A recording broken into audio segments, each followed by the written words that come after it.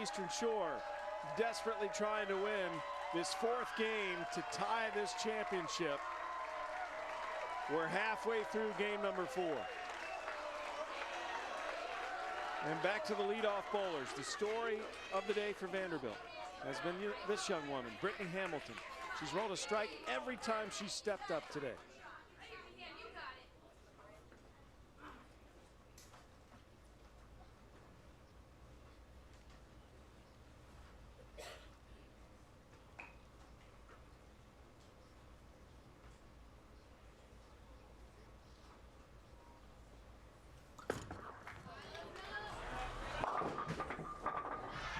Just misses, going 8 for 8. I'm not sure I believe my eyes. What just happened? No strike for Hamilton for the first time today. That's impossible. All right, well, she just misses a hair to the right, and again, a nice break. That ball coming up late, leaving a 2-pin, but what a great run. 7 straight strikes for her. We have a great match going on right now.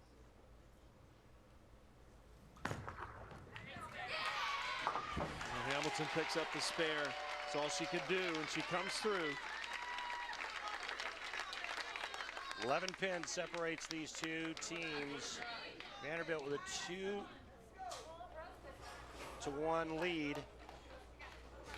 UMES looking to tie things up with a win here in game 4. Tania Falbo, the player that Coach Brummel put in instead of Villas. Here's Maryland Eastern Shore season recap. The MEAC champions, ranked number 2 in the nation. This is their 8th straight NCAA tournament appearance. In fact, they're one of 3 teams to be selected to every national championship. Falbo leaves 1. 8 teams qualify for this national championship. They won the title in 2008. Beat Arkansas State that year. That was the year after they lost to Vanderbilt in the national title. And Sam, I'll tell you, the toughest thing is the wait in between each shots. First of all, unless you're the anchor bowler, you only get 2 shots per game. Yeah. But it's the amount of time in between each shot. And a lot of things happen. You get a little stiff. It's real easy to get out of rhythm. And I think that's why it's so amazing as to what Brittany Hamilton did when throwing 7 straight strikes. I mean, it's really hard to stay in rhythm, to stay loose when you're throwing 2 shots a game, all downtime. And that's why typically a Baker style format it's difficult to bowl big scores. It's not what these teams do the entire season, but when you get to this championship level, that is the format that's used every year. Kayla Rhodes ready to roll for Vanderbilt.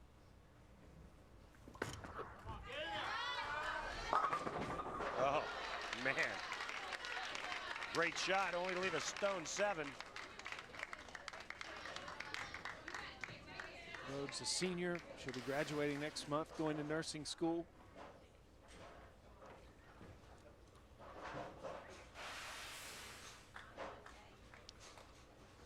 Changing tape, getting that thumb to feel just right.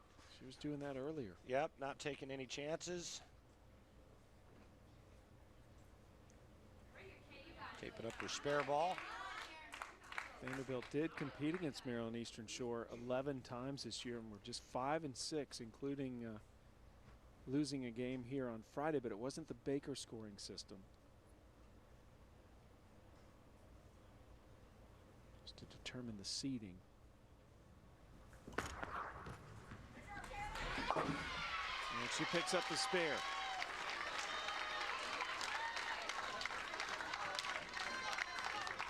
Vanderbilt still within striking distance. But we're getting deeper and deeper into this 4th game.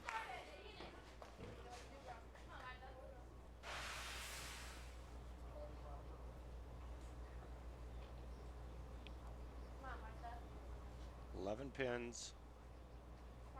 Martha Perez got him started the beginning of the game with a strike in the 2nd frame. It turned into 3 in a row.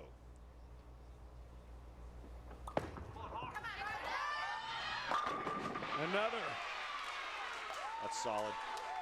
Real solid, Sam. That's just a really good quality shot from Martha Perez. The senior from Columbia, the first of the South Americans to come into this program. No open frames today for Perez. And getting it going with 2 strikes here in this 4th game.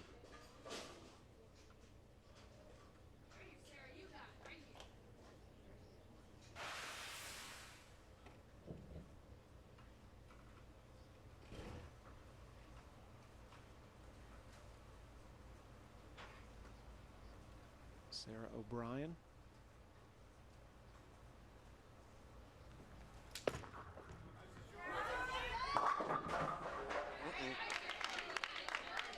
Already trailing by 11. Now it goes to 13 if she converts the 310. If not, it'll be a 24-pin deficit with an open frame. Getting some instruction there from Josie Ernest, who was on this team last year as a bowler.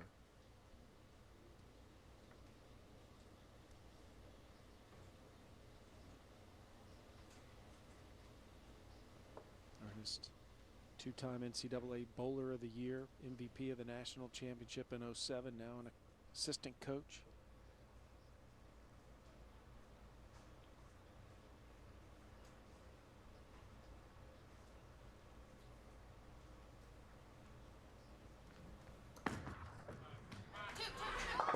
I love that focus O'Brien was showing before she rolled. That's just a great spare conversion, keeps her team in it. This is exactly how you draw it up. Get the bowling ball to hit both pins. They still have 225 max score. UMES can shoot 258.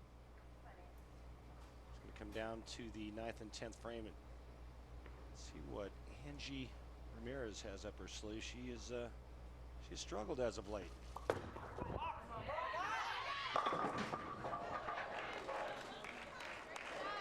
Leaves one. This a very pivotal game for Maryland Eastern Shore. Trailing 2-1. Couldn't lose the match by losing this game, but it would put them down 3-1. Trying to stay ahead. Yeah, and you don't want to go down 3-1. Did you see her? She's kind of like that one, but it's like, oh, you know, just flipped up just a little too hard, leaving a 6-pin. Problem is they were working on a strike there, and a double there would have been huge. Coach Brunel desperately hoping her team hangs on here.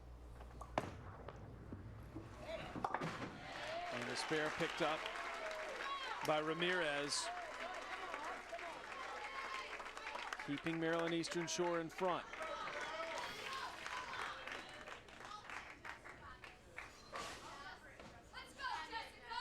Still doesn't look happy. Ernest looking for another strike.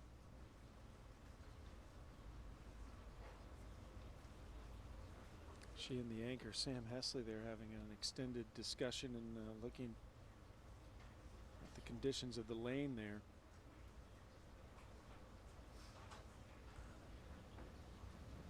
Checking the approaches for any kind of residue. You don't want to slip at this point.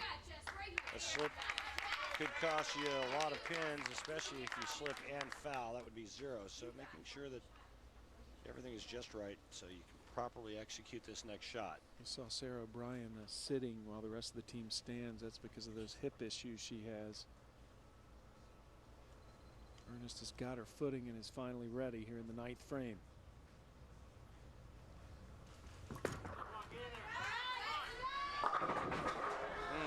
Just won't go down. Well, if she converts here, the best Vandy can shoot now is 214. UMES is already at a 218 pace, meaning if UMES were to go strike, spare, strike the remainder of the game, they would basically shut out Vanderbilt and tie this match back up 2 games apiece.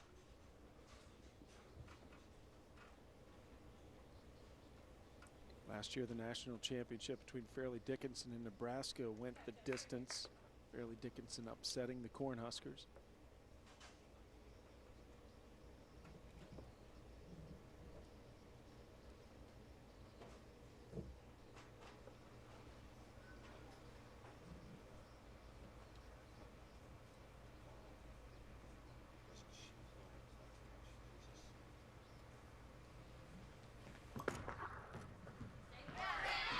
Got it. So the spare picked up by Ernest, but time running out for Vanderbilt to turn this game around. They're really at Eastern Shore's mercy now.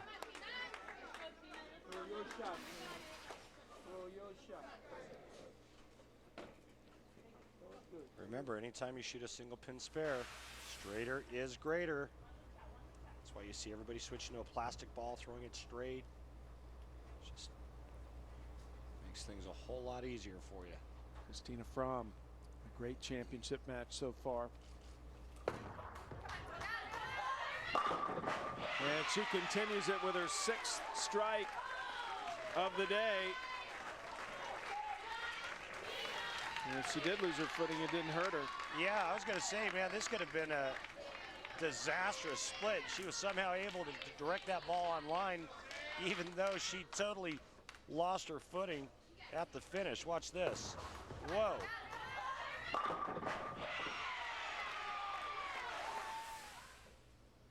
Very reluctant after that one. That could have been trouble there. Anchor Hesley bowling for Vanderbilt, strikes. This is the final frame of this 4th game. One more strike here and she will force UMES and anchor bowler Maria Rodriguez to mark in the 10th frame. If she does not strike here, Maria Rodriguez would just need good count, not even a mark. 2 more will give Vanderbilt 214. University of Maryland Eastern Shore going at a 2:18 pace. And another distraction earlier when Hesley got up to bowl. There was a music that went off. This time someone drops a bottle.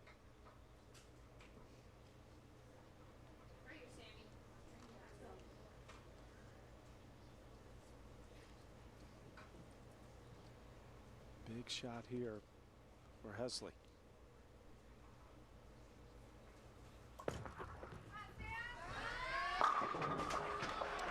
And it doesn't go down. She leaves the 10.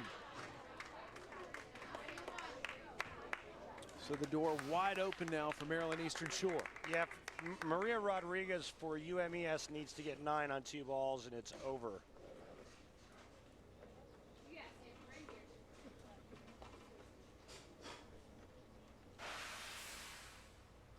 With one more to roll here. And picks up the spare, but it doesn't change the situation for Vanderbilt.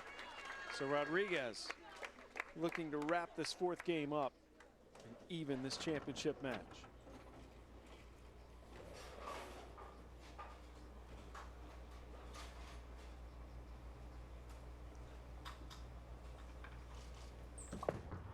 Nine will win it. How about a strike? Maryland Eastern Shore has leveled this national championship. Coming from 2-1 down, it's 2-all heading into the 5th game. The crucial 6th game coming up here at the NCAA Bowling Championship.